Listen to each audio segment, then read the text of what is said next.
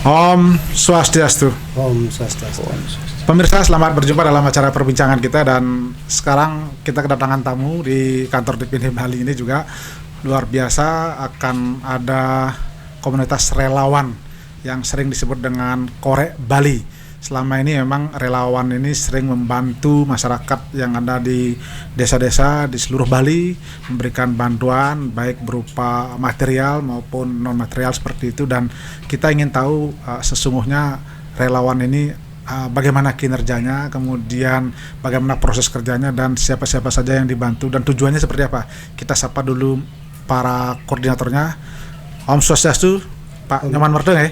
Om Swastiastu, Pak. Selaku koordinator Korek Bali. Baik. Yang kedua adalah Pak Nengah Suartike. Om Swastiastu. Swastiastu. Gimana kabar, sehat ya? Sehat, Pak De. Nah, baik, luar biasa. Kita akan ingin tahu sebetulnya ketika kita bicara soal Korek Bali, apa sebetulnya nih Korek Bali ini?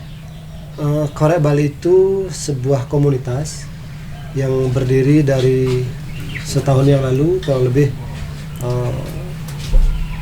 16 bulan ya, 16 bulan yang lalu, tepatnya di 14 Februari 2019. Korek itu sebenarnya untuk sosial kemanusiaan, untuk membantu mereka yang sangat-sangat membutuhkan, untuk lansia, anak yatim yang benar-benar membutuhkan. Korek didirikan tujuannya itu, untuk membantu masyarakat yang benar-benar membutuhkan. Korek Bali, kenapa namanya Korek? Pasti ada filosofinya nih. Korek Bali pertama saya dapat dari seseorang yang sampai saat ini saya tidak kenal orangnya, karena dikirimin saya sebuah akun Facebook yang namanya Korek Bali. Itu pun saya blok akun itu agar yang mengirimkan itu mau menunjukkan jati dirinya, tapi sampai saat ini tidak ditunjukkan. Nah, terus saya mendalami apa sih filosofi Korek Bali itu. Ternyata Korek Bali itu, kenapa Korek Bali itu berlambangnya Pulau Bali yang warna hijau. Korek artinya api, identik dengan api yang akan membakar semangat relawan untuk selalu semangat membantu mereka yang membutuhkan. Warna hijau identik dengan kedamaian. Kami komunitas Korek Bali suka damai. Jadi itu filosofinya. Korek membakar semangat relawan, membakar kemiskinan agar naik derajatnya. Bali, Pulau Bali menciptakan kedamaian. Korek Bali adalah api kedamaian sebenarnya. Ya, sesuai dengan logo yang ada di baju Anda ya. Korek Bali. Nah, kemudian Pak Nengah ini, ketika kita bicara soal Korek Bali, tentu Anda juga terlibat di sini. Kenapa Anda ikut terlibat dalam Korek Bali ini? Terima kasih, Pak De. Yang menyebabkan yang terlibat dalam kegiatan komunitas Korek Bali adalah begini, Pak De.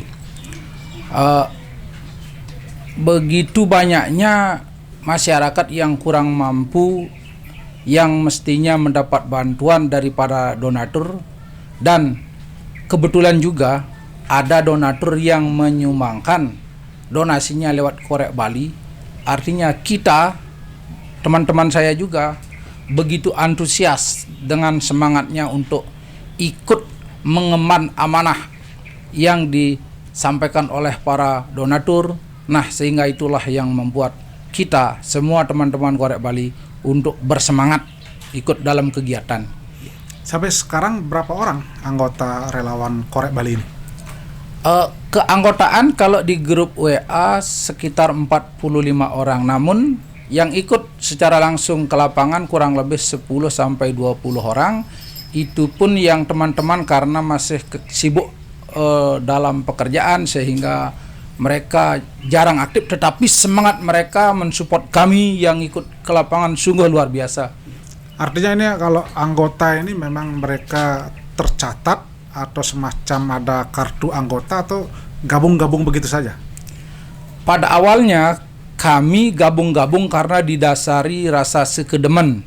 Sekedemen dalam artian begitu kita melihat warga yang perlu dibantu, ada rasa ingin ikut tanpa ada unsur paksaan atau bagaimanapun mereka ingin ikut berbagi. Nah, kemudian secara perlahan kami juga ingin mengajak para anggota untuk membuat nanti sesuatu yang bisa kayak yayasan, Pak Iman. Kayak yayasan nanti akan didata anggotanya nanti supaya kita dalam menjalankan misi ini kita ada semacam perlindungan, kemudian kita ada punya anggota biar kita dalam melaksanakan kegiatan ini menjadi tenang dan damai karena sudah modelnya kita ada dilindungi ada badan hukum, badan hukumnya gitu maksudnya. Saya kembali ke Pak Nyoman Merte.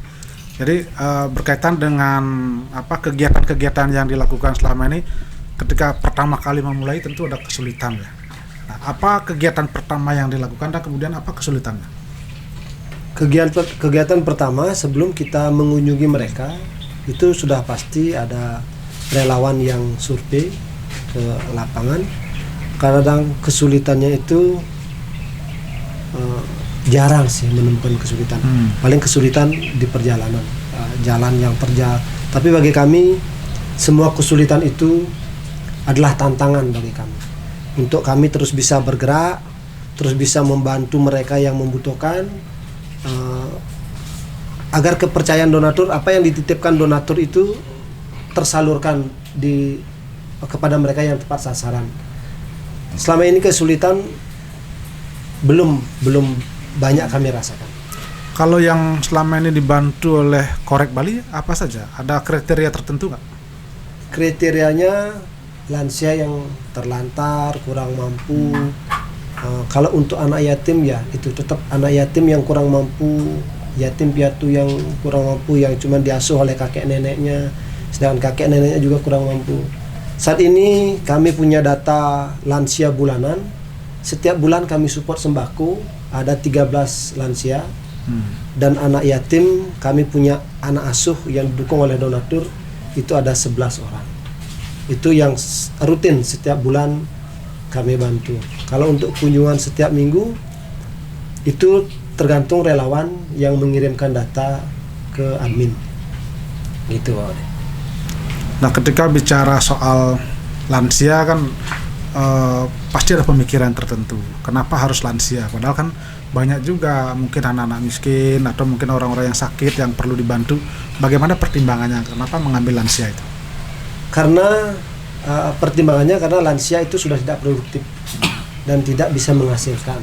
Jadi untuk makan mereka harus meminta-minta kadang-kadang kepada tetangga. Kalau yang masih punya anak pada anaknya, itu pertimbangannya.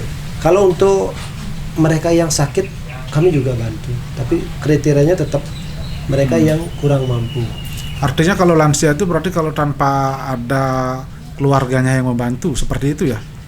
Kalaupun ada, itu tidak rutin. Banyak yang kami temukan di lapangan itu ada lansia yang masih punya keluarga, tapi karena keluarganya juga ekonominya lemah, itu yang kami fokuskan agar mereka tidak kelaparan. Dan anak-anak yatim pun seperti itu, karena kakek neneknya ekonominya lemah, kami support dengan beasiswa setiap bulan.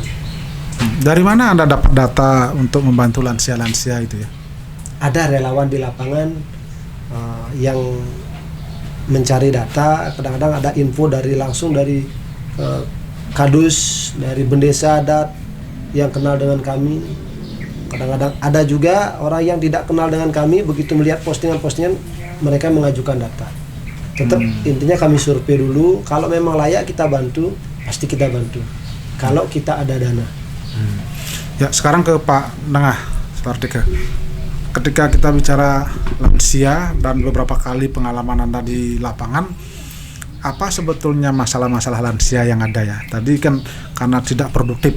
Selain itu ada nggak masalah-masalah lain yang dijumpai?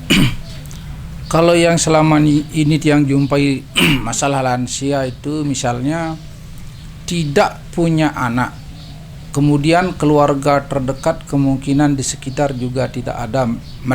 Beliau tinggal sendiri dengan umur yang sudah tua. Nah, Nah, yang itulah yang kebanyakan kami jumpai di lapangan, sehingga kami fokuskan membantu mereka karena dari tetangga mereka misalnya ada info di sini ada lansia yang tidak punya keluarga, tidak sedang bahkan makan misalnya tidak bisa, artinya itu dulu fokus kita di Korek. Kemudian langsung terjun kita semua relawan ke lapangan. Nah, begitu sampai di lapangan kita jumpai seperti itu. Nah, itulah yang kami fokuskan dalam lansia.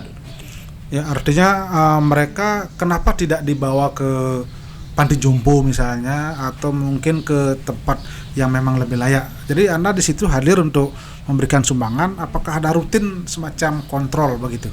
Ya, awalnya misalnya kita dapat informasi dari Pak Kawil, Pak Kadus bahwa ada lansia yang perlu dibantu. Kemudian kami survei. Setelah survei dan membuktikan memang perlu lansia itu dibantu, kita relawan terjun ke lapangan. Nah, dari data yang kita lihat di lapangan, kemudian kita posting dan kerjasama juga dengan pihak-pihak yang terkait, misalnya Pak Kawil, Pak Kadus. Kalau seandainya lansia itu perlu misalnya diajak ke panti jompo, kita usahakan dulu minta informasi keluarga terdekat apakah data lansia itu bisa diajak, kemudian kita kerjasama juga dengan panti jompo apakah di panti jompo tersebut masih bisa menerima lansia. Seandainya kedua itu sudah sama-sama cocok atas izin keluarga dan dari wilayah setempat, data lansia seperti itu bisa diajak ke panti jompo.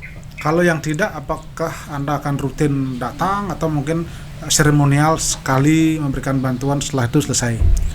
Kalau yang tidak dikasih izin sama keluarga untuk ke panti jompo, kita lihat dulu kondisinya seperti apa lansia tersebut.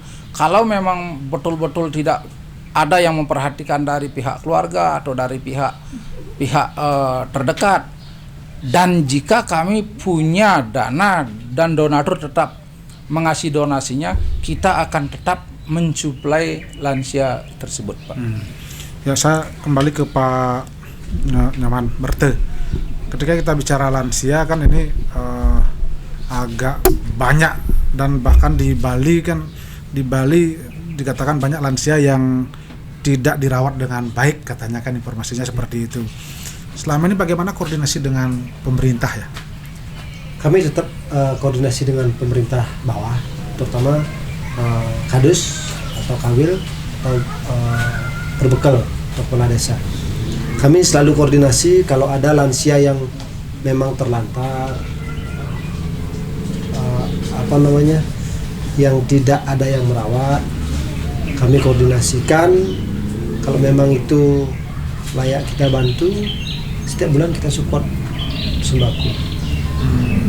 Kami juga koordinasi kalau lansia itu harus dibawa ke panti karena tidak ada yang merawat, kami koordinasi dengan Dinsos Provinsi. Begitu juga dengan Dinsos Kabupaten. Kami tetap koordinasi karena apa yang kami lakukan ingin baik-baik saja tanpa ada masalah di kemudian hari. Kami tetap koordinasi dengan pemerintah. Bahkan kemarin postingan saya sampai dikunjungi Wakil Bupati, Kapolres, banyak yang mengunjungi karena kami selalu koordinasi bahwa postingan kami atas persetujuan keluarga, persetujuan Kawil atau Kadus, persetujuan Perbekal, itu yang selama ini kami lakukan. Selama ini dari mana dapat dana? Apakah ada founder dari luar mungkin atau orang lain yang donatur tetap? Dan sampai sekarang Korek Bali berapa punya dana untuk dana kemanusiaan itu? Kalau donatur kami belum punya donatur tetap, tapi banyak juga teman-teman yang dari luar mensupport kami setiap bulan, tapi tidak tetap.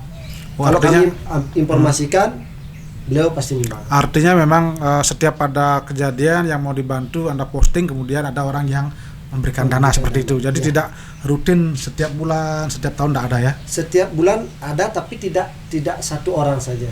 Itu bisa setiap bulan itu bisa ada 10-20 orang, tapi orangnya yang berbeda-beda. Jadi sampai sekarang punya dana kas nggak seperti itu?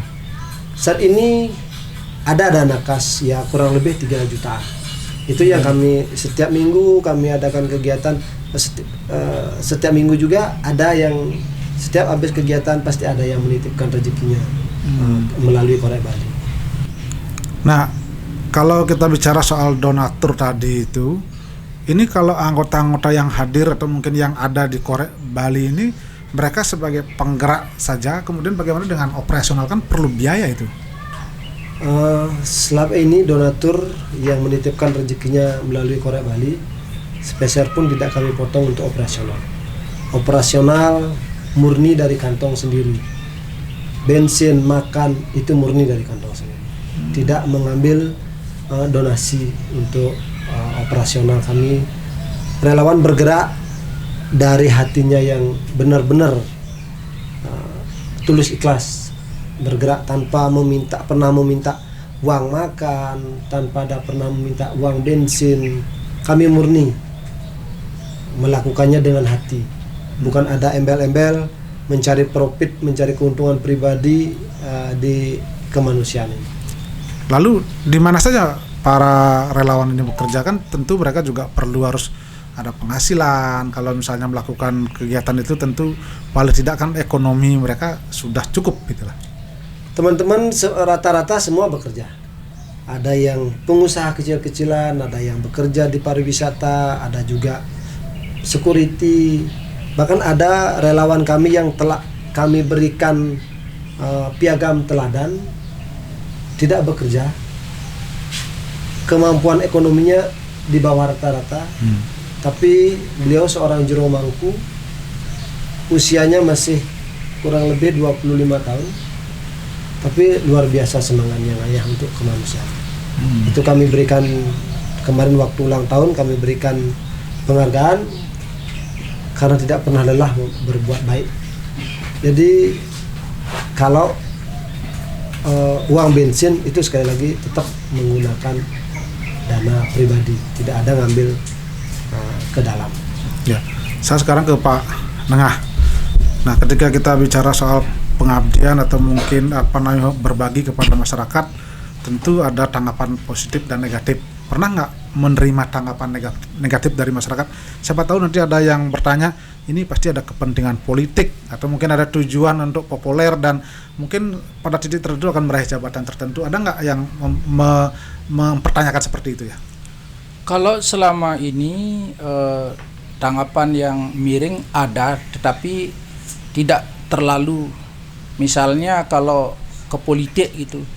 Kalau dalam hal politik sih kami belum menemukan, karena misi kita di Korek tidak mengikut sertakan istilah ke politik gitu. Yang jelas kami ini melakukan kegiatan tanpa ada tujuan politik, membawa misi agama dan lain-lain. Kami ini adalah resmi berbagi dengan hati. Nah, kalau masalah yang agak-agak miring, mungkin tanggapan dari masyarakat umum, mungkin ada tanggapan sedikit, kok bisa berbagi, pasti sudah kaya gitu. Kalau menurut prinsip saya pribadi, berbagi itu tidak harus menunggu kaya, yang penting niat dan hati yang tulus ikhlas. Kami pun para relawan Korek Bali tidak kaya, tapi cuman karena keinginan dan niat untuk membantu sesama, itulah yang memotivasi kami untuk ikut dalam kegiatan di komunitas Korek Bali. Ada nggak di anggota Anda yang mungkin selama ini bergabung, tapi mungkin karena ada tanggapan miring akhirnya keluar dan berhenti seperti itu sehingga dia tidak ikut gabung lagi? Kalau selama ini tidak ada seperti itu, Pak. Cuman kalau teman-teman mungkin off beberapa bulan karena ada kegiatan, mungkin sibuk ada, tapi setelah kegiatan mereka di kegiatan pribadi mungkin sudah tidak sibuk lagi, mereka tetap aktif, Pak. Bahkan yang jarang ikut kegiatan tapi tergabung di grup mereka, memberikan support kepada kami yang turun secara langsung ke lapangan. Kami pun sebenarnya bangga terhadap teman-teman semua, walaupun mereka tidak ikut, tapi semangat mereka, dukungan mereka sangat luar biasa untuk membantu sesama. Saya kembali ke Pak Merte. setelah lansia dan juga mungkin ada anak-anak yang mungkin perlu dibantu, apalagi program Anda yang kira-kira harus dilaksanakan dalam waktu dekat ini? Kalau program kami masih berkutat untuk mencari legalitasnya. Itu yang kami utamakan dulu. Terus untuk program kedepannya kami tetap mengutamakan lansia dan anak yatim yang kurang mampu. Biar anak-anak generasi penerus kita tidak ada yang sampai putus sekolah. Itu tujuan kami. Kenapa saya sangat antusias dengan membantu anak-anak yatim, karena itu generasi penerus kita, penyelamat kita, penyelamat negara ini, penerus generasi bangsa ini.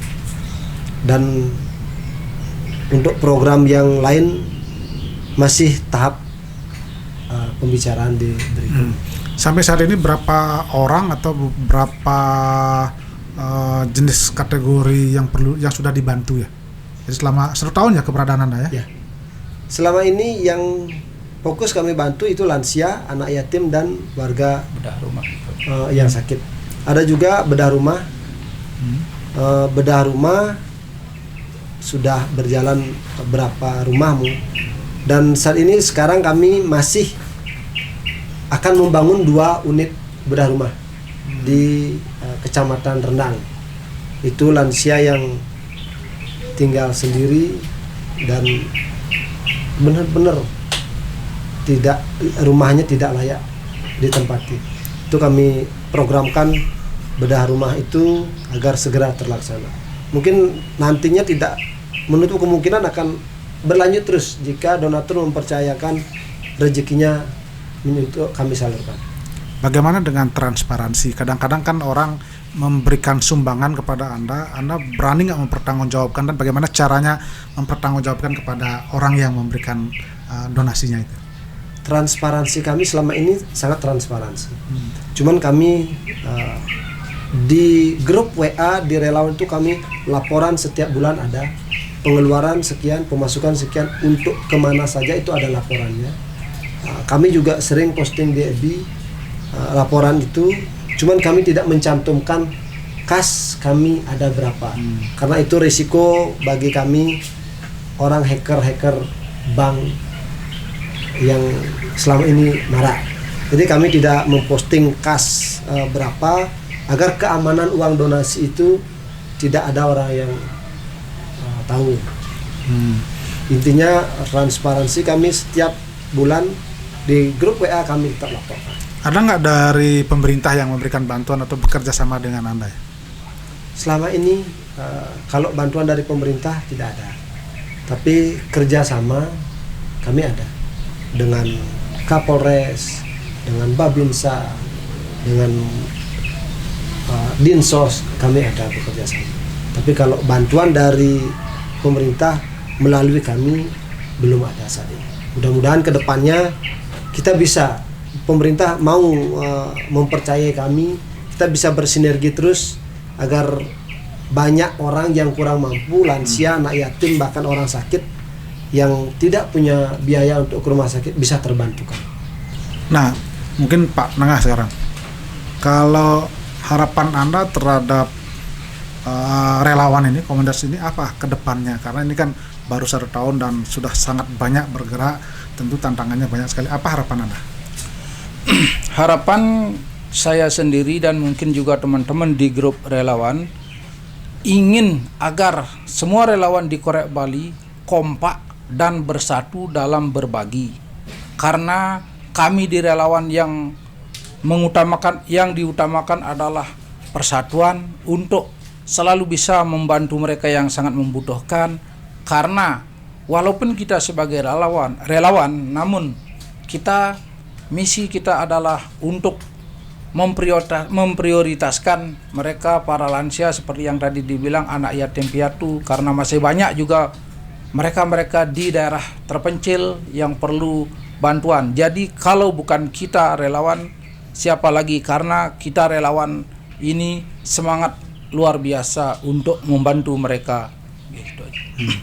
Kalau bantuan kepada harapan kepada pemerintah sendiri seperti apa? Kalau Tiang pribadi maupun secara komunitas, Tiang mengharapkan selalu ada sinergi dengan Bapak pemerintah, ada sinergi untuk selalu membantu lansia anak yatim, karena data yang ada tercecer di desa-desa itu mungkin belum begitu diketahui oleh Bapak pemerintah, tetapi dengan kegiatan kita di komunitas Korek Bali, dengan kita memposting keadaan seperti itu, mudah-mudahan Bapak pemerintah bisa mengetahui dan ikut meringankan, istilahnya bersinergi dengan kita di komunitas agar terjalin kerjasama, yaitu tujuannya untuk meringankan beban mereka. Saya ke Pak Nyaman Bertus selaku koordinator Korek Bali. Selama ini kalau ketika ke lapangan, ada nggak pihak-pihak tertentu yang mungkin tersinggung karena mungkin langkahnya Anda dahului, atau mungkin mohon maaf mungkin tidak ada koordinasi seperti itu, ada nggak itu? Selama ini ada, jujur ada.